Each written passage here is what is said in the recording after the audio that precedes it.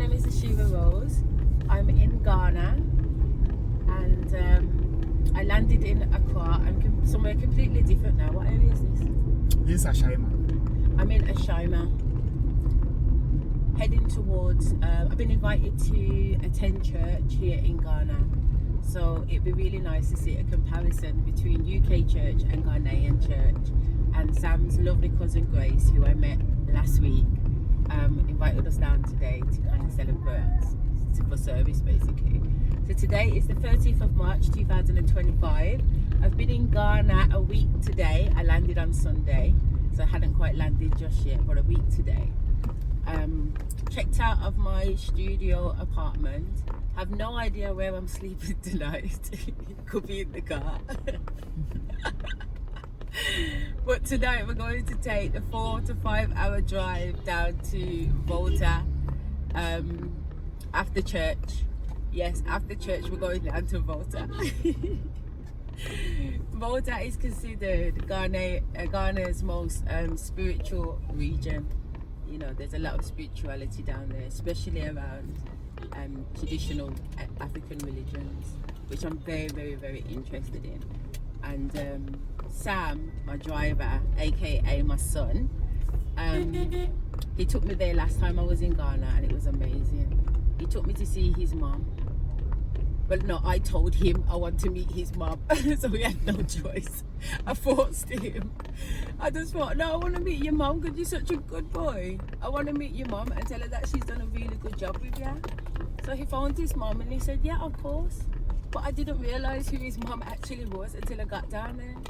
And his mum's the Queen Mother of Volta, his region. What's your region called again in Volta? That's Pando. Aspando. Yeah, Pando. Pando. Yeah, Pando, of course, Pando.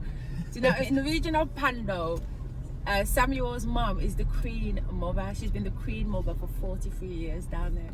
What a goddamn honour to meet her. You don't just roll up on the Queen Mother, mate.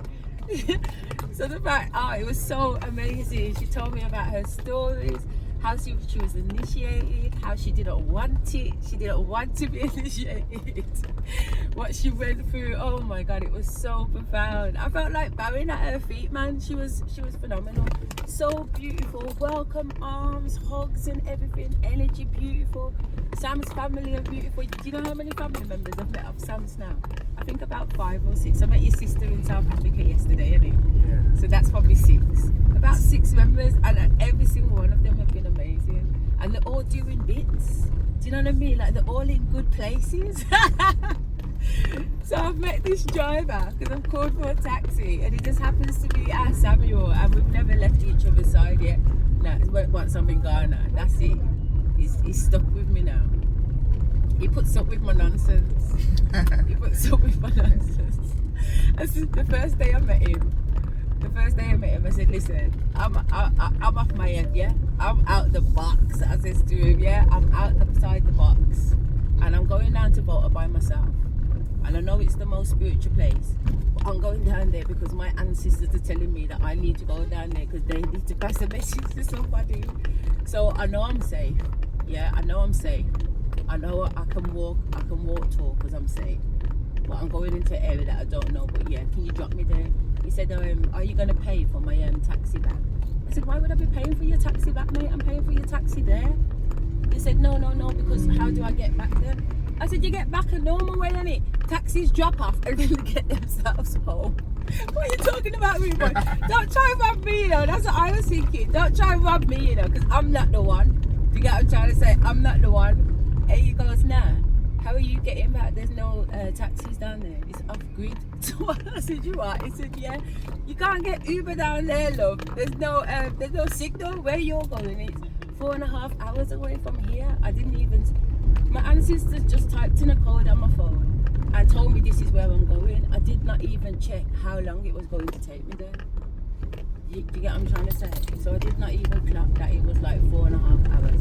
And I didn't clock that I wouldn't be able to get back. You know what I mean? So Sam said, no problem.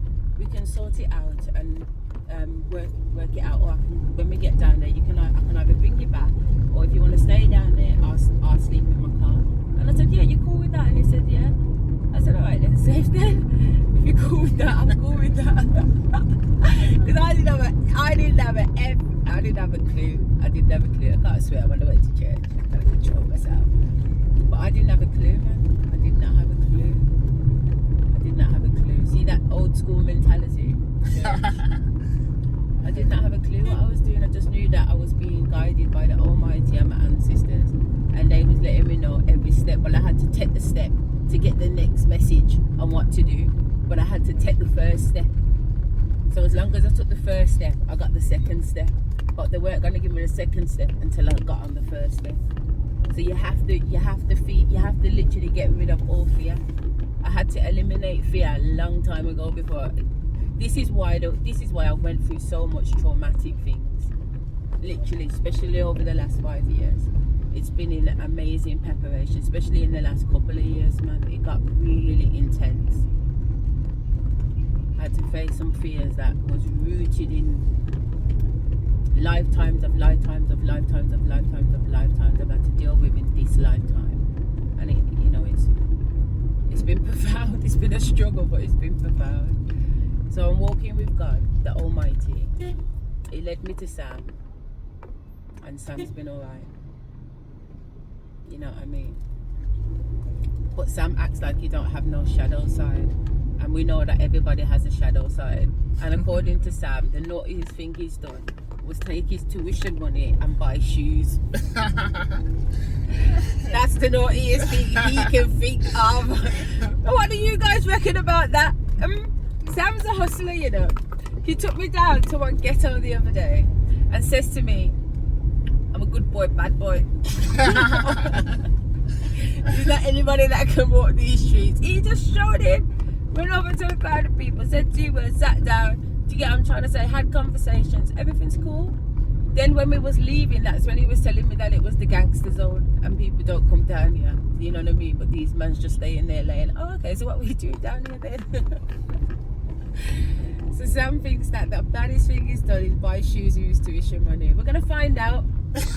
That's what we're going to do on this journey. We're going to say, my taxi driver, I want to call him an Uber driver, but I couldn't download Uber. I tell you, these goddamn Illuminatis, man, just literally controlling my devices. The last time I was here, I couldn't access my money.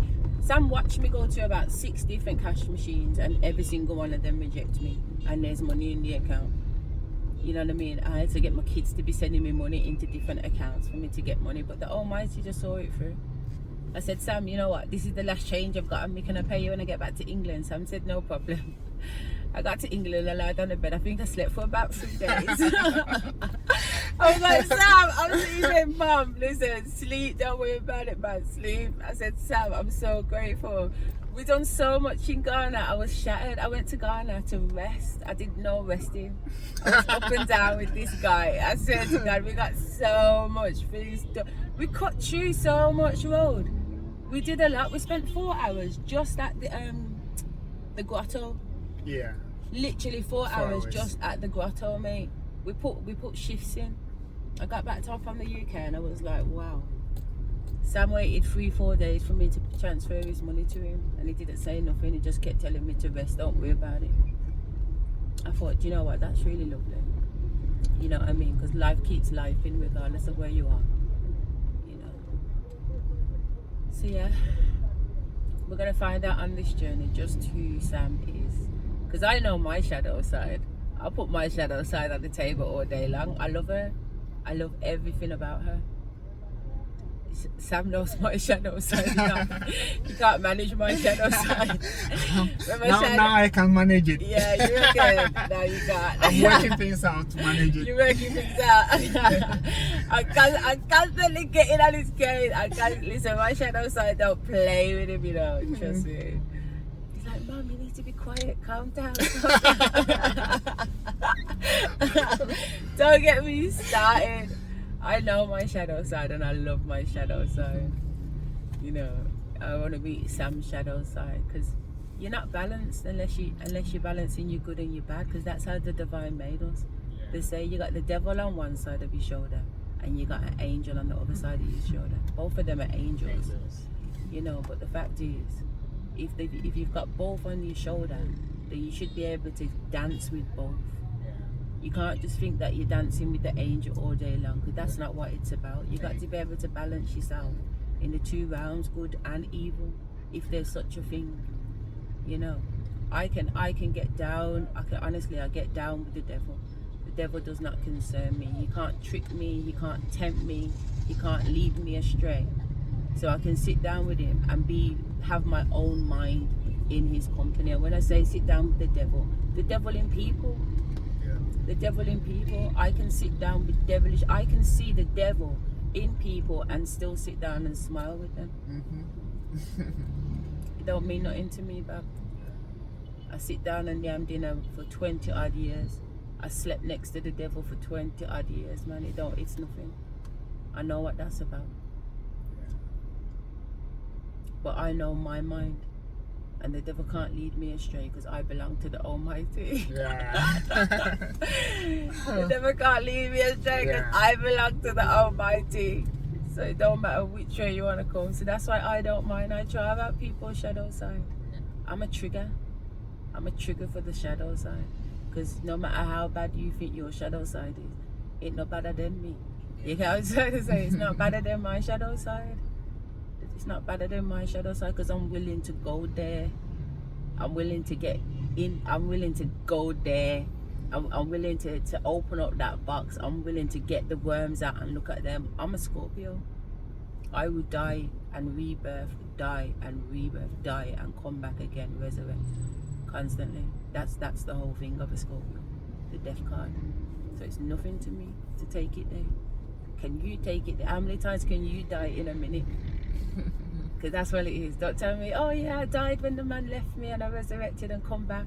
Or I died when somebody did pass away and I got through that trauma. Yeah, all of that is beautiful. All of that is a death and a resurrection, because you know, you have to go down into some deep dark corridors and come up from there. That's a resurrection. That's what I mean by a resurrection. And that is true. But I'm talking about them kind of things on that level happening every single day, and you're having to resurrect from it.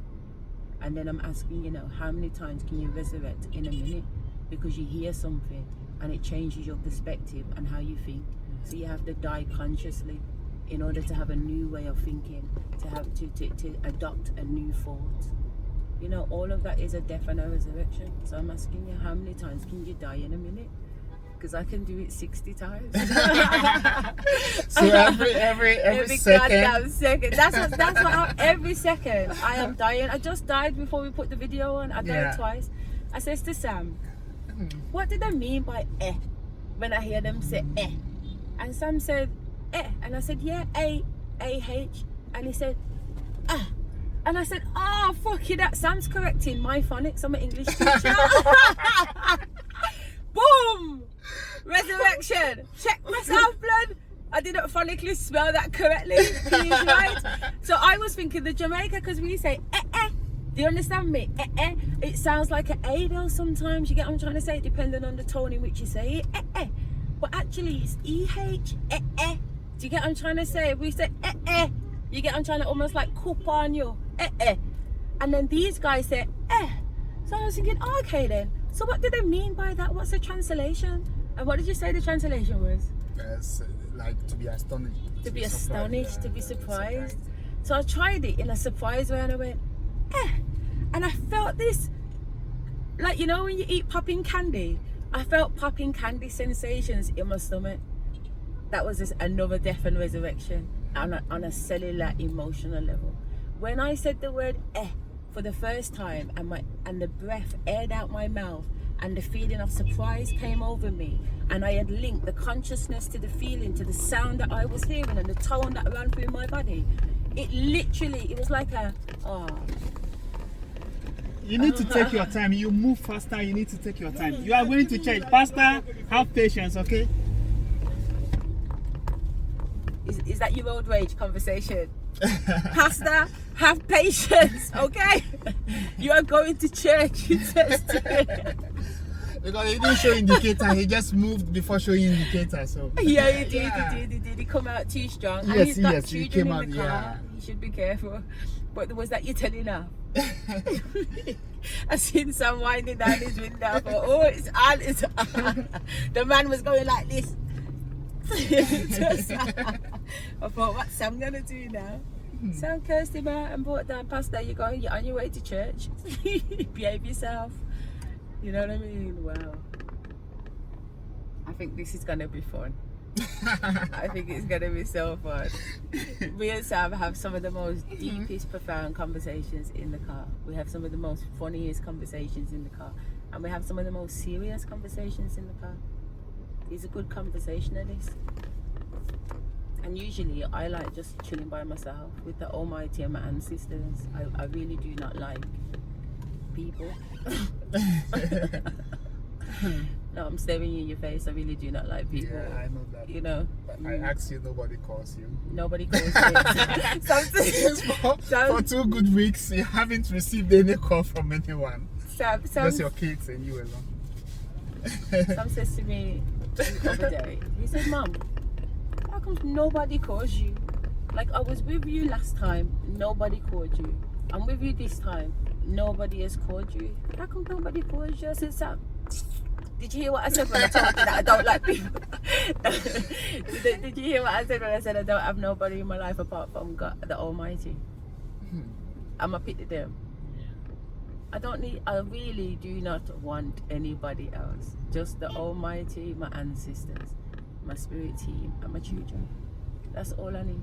And all of that's too much sometimes. I'm like, picnic, come on, go on. So to my daughter yesterday, I might be staying the extra week. She was like, no, no, Mom, where are you going? I said, some of you're a grown woman. You guys show this, you love going like you're a grown woman. And when I'm in the house, you ignore me anyway. She's in her room and I'm in my room and we're jamming. We come together, we sit down, she climbs into bed with me. She's 16. We sit down, we reason. She's gone back into her space. I'm in my space. I come out my bed. I jump in her bed. We reason. You know what I mean? And that's how all of us are in the house. We all have our own space. It's wonderful. And then we all come together, laugh, eat a pizza, do whatever. And then, yeah, everyone's free to be them. Everyone can just live their authentic life. It's very, very lovely. So when I'm in my zone, I do not communicate with anybody. I have business meetings and that's it. You know what I mean? Yeah. And I'm on and off. Sam said, yeah, you know, I talk to, you know, he said, you do talk to some people, but it's only business related. Yeah. I ain't got time to be sitting on the phone chatting to people at passa. I said to Sam, the only person I see in my life is me and those that are in it.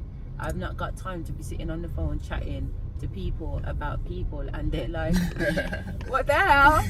We've got limited time on this earth. Do you know that? Yeah. We've got a limited amount of time on this earth. And you're telling me I should waste the time that I have here to do the things that the Almighty has sent me to do here. I must spend that time sitting down passing about people that don't stand in their truth. That when they're talking to you, they're lying through their teeth anyway. And I know they're lying because I see their past, present and future. I see the whole of your story. I see the whole of your records. I know what you did in your last life. I know what you did in, do you know what I mean? Like if it's meant to be that way and I'm meant to see it, I will see it. If I'm not meant to see it, I won't see it. But if I am meant to see it, I will see it. So I know their truth. I know their truth. So when they're talking, it don't interest me.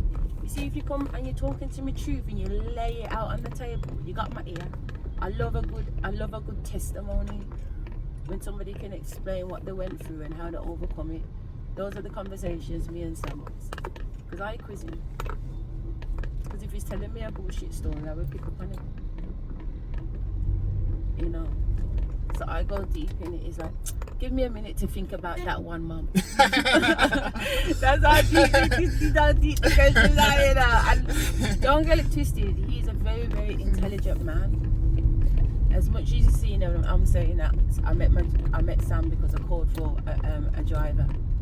Sam's a former head teacher, and then as you learn about Sam on this journey, you'll find out that he's not just anybody. You know what I mean? He's got a story.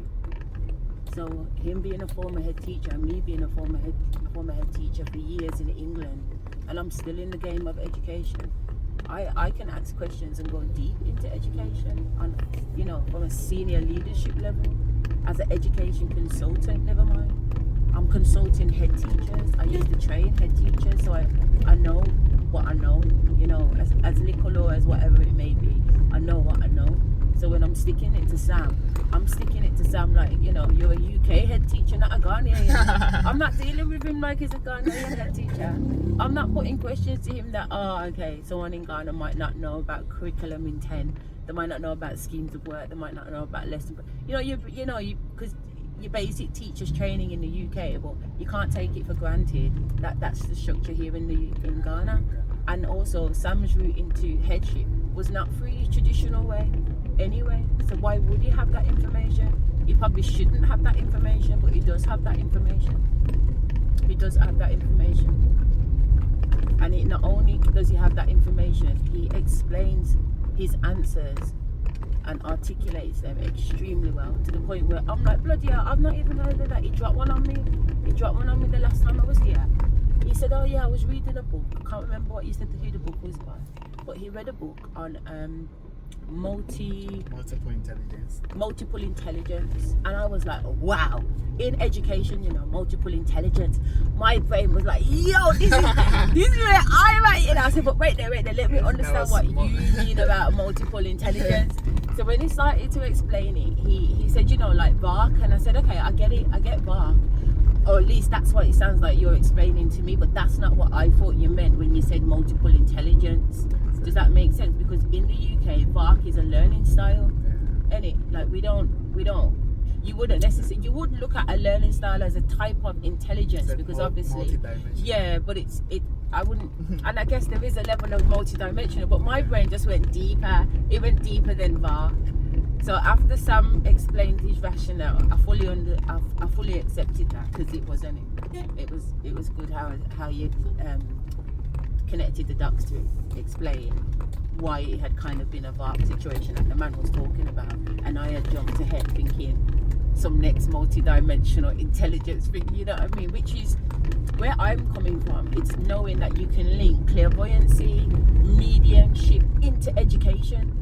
And if we looked at special educational needs sometimes in that way, you know, when they say a child's dyslexic, oh, the words are jumping around, like, we need to understand that this is not just about the eyes or an eye test, or, do you know what I mean? The words are jumping around. Words jump around for me. Words and numbers come off the page and they arrange themselves in sequences that give me codes and answers. Maybe some of these autistic kids are getting divine codes, and because we don't have the tools and the know-how and the knowledge to help them crack these codes, we're looking at them like they're dyslexic. Well, I've been a SENCO, a special educational needs teacher, for years, from 2015. Do you know what I mean? And I've worked with some of the most profound special educational needs. I've been head teachers of just special educational needs, where I've only had children with, they call them educational healthcare plans. So I know the spectrum, as well as working with physical disabilities, hearing disabilities, not just your learning disabilities, but all physical disabilities. I used to run a hearing lab. At least 10 of my kids had hearing aids. They had them cockpits, literally put in their brains and everything so they could hear things. Some of them were signed, so we had to learn how to sign. All different things I've done in education with children that learn different learning styles.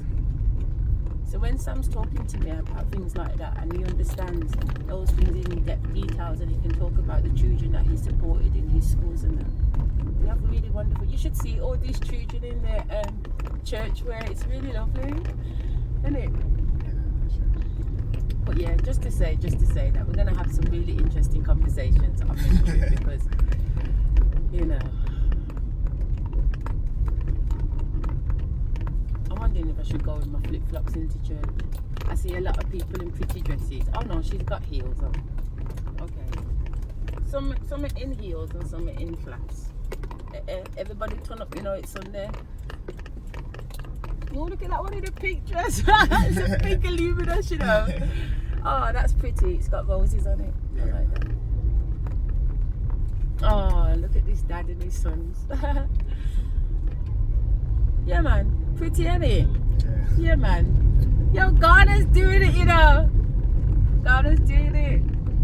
You can't afford Ghana, you know. Don't get it twisted. You can't afford Africa. All this illusion that Africa's... I'm not going to say there aren't impoverished places and there's not poverty going on, but there's poverty going on in the UK.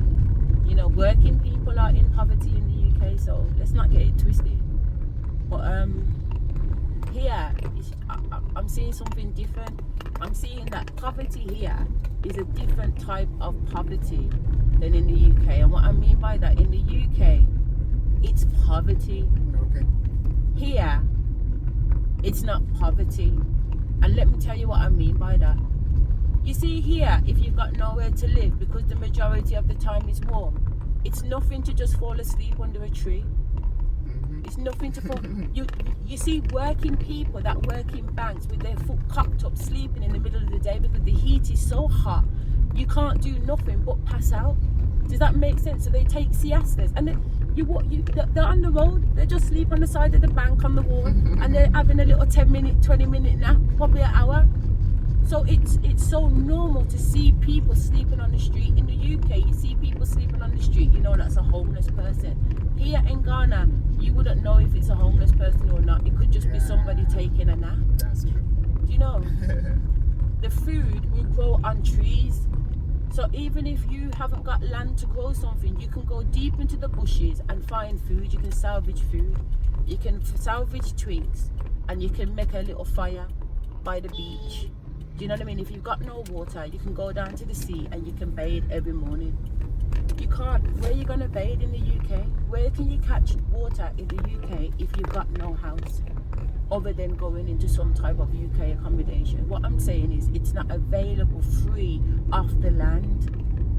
These people here live in abundance. They live in abundance because the Almighty has provided an abundance of sun, an abundance of vegetation, an abundance of water, an abundance of trees to sleep under. We don't live in that type of abundance. That's why I'm saying, to me, the poverty is different. The poverty is different, man. The poverty is different. So even though it looks like they don't have, they have plenty. They have plenty. Because if I come here with £100, I could still do something. I've come here with next to nothing, and the things we're chopping up and getting done, I'm like, bloody hell. Do you get what I'm trying to say? And Ghana moves fast. Ghana moves fast. In the UK, you're waiting on this to happen. You're gonna wait for that form to be processed before you can do that. And my divorce taking 5 years. I mean, realistically, did it need to take that long? Yo, bro. What's up? We are going to Loyalty House. This side. Okay. Thank you very much. I think we're here now. Yeah. What's it called? Loyalty House? Loyalty House. Loyalty House Church.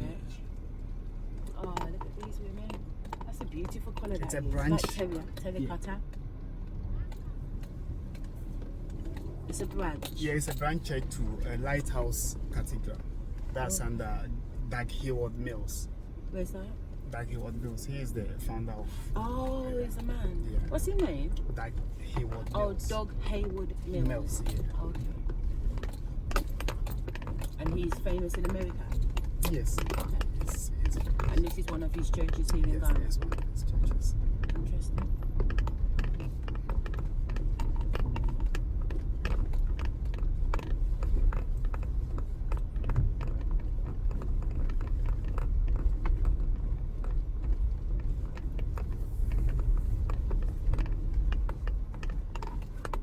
Oh, bloody hell, it's a big building.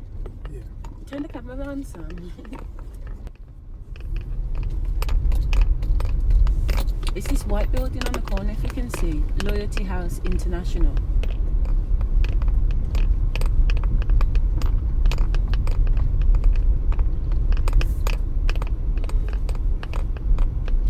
To copy a tone, press any two keys. The price of the current caller tunes ring is 50 pesos for 30 days.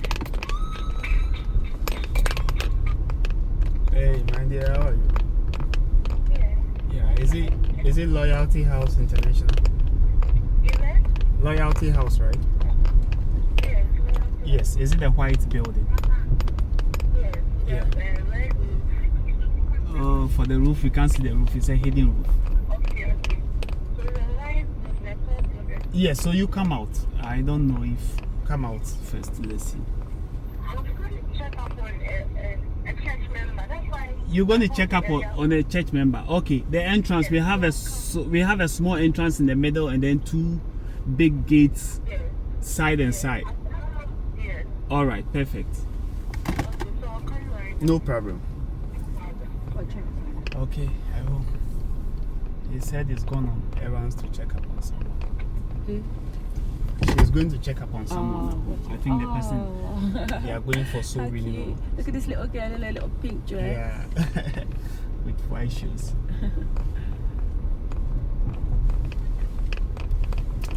Okay. Alright, turn the camera.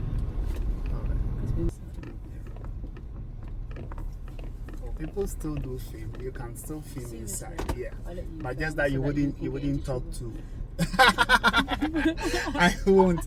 You know, in the house of God there is liberty, so but just that you have to be within your Sam used to be a pastor. I'm not a pastor. Sam used to be a pastor. No, I'm gonna tell you. So, a couple of days ago, I'm sitting in the optician because I had to have my eyes tested. Here in Ghana, the DBLA is connected to an eye optician centre. So you can't get a driving license unless you can see. So you have to take a professional eye test. So I've gone there to do my eye test to obviously get my driving license. And That's funny. the man's on about, I've got an issue with my eye, which I do because I knew that from the UK because I've got glasses. So anyway, we've come back now to take this eye test. And Sam's come over to me saying to me he's going to go and get some printing done. He'll be back in a bit. No problem. When he leaves, the man sitting next to me has whispered to me, hey. I'm thinking, what the hell now? He's gone, hey, is that man a pastor? I was thinking, what the hell, a pastor? And then Spirit says to me, oh, you talk a minute, And then I says to the man, do you know what? I don't know, but when he comes back, you can ask him. Do you know what I mean? Because I really don't know. I know Sam has never said to me that he's a pastor, but he did say to me that he used to do youth church. So he used to do something with I've been kids. so that. And he told me that he used to meet with a couple people, and then it turned into like 100 people coming to see him just on Friday or something like that. for And the prayer pastor meetings. and for prayer meetings, and the pastor got upset. And he also told me when I asked him about some of the naughty things that he did, that a naughty thing he used to sneak out at night to meet his friends at 12 o'clock. I said, oi, to meet Gyal? He said, nah, for prayer circle. We used to meet at 12 o'clock for prayer circle. But my mum didn't want me to go. So I used to have to sneak out to go. So that's what he was telling me he done as naughty. So anyway, this man said what he said. So I said, I have no idea. So Sam came back and was talking to me, and I said, oh Sam, and I pointed at the man. I said, this man wants to ask you something. So the man turned to him and Sam lifted his papers off the chair and sat down. They weren't talking in English, so I don't know what they said word for word, but I know that Sam was...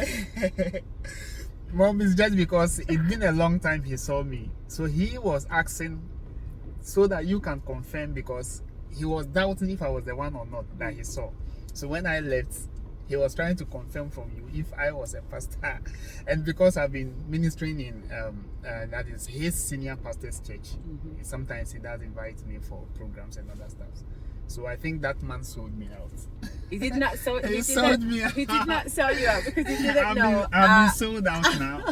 It's talking truths. What do you mean about sold out? You've been discovered. You've been discovered. A little undercover. So so basically Sam was saying that he used to go to different churches to speak, but only by invitation only, or recommendation. By invite or recommendation. Do you know what I mean? Imagine getting recommended to go and speak to someone's church. Kuya. You know what I mean? That's Sam. He's full of surprises. Trust me, he surprises me every single... with him, I have resurrections. You think one thing, just when you think you've got him sussed, he's something different. It's like a little chameleon. Like I said, when I went down to the Queen's mother to see his mum, she says to me, but don't you know that Sam's next in line to be chief? What? Chief? Sam comes from royal bloodline.